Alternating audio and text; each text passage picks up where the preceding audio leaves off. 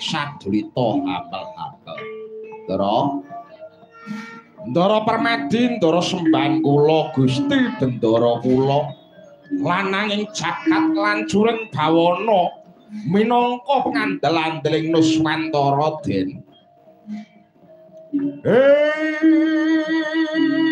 Kenging menapa Ndara?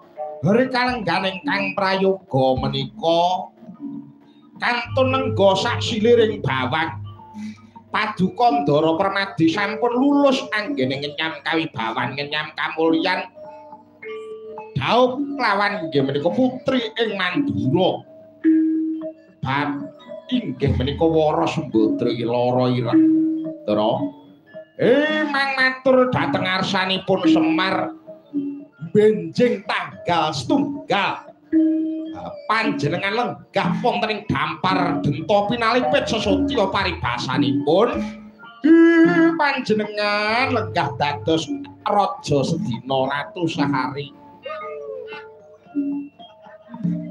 Kenging menapa paduka rikalenggan samangke nandhang sedhih Ndara? Kakang Semar Kakang Badranaya apa wis pantes Permadi minangka putra Kanjeng Ibu Kunti Taribrata dhaup karo mantasaning ya kuwi mau Dewi Mandura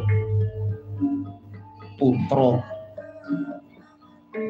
Kanjeng Basudewa Wara Sembadra Kakang Permadi ngrumangsani Permadi wong ora iso apa-apa.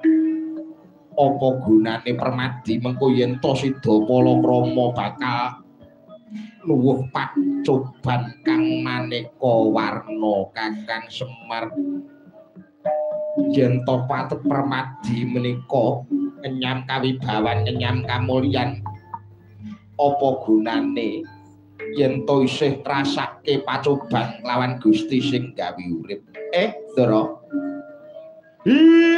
Pacoban menika tumraping manungsa menika ibaratipun guru ingkang tresnani kalawan muridé mesti dicoba.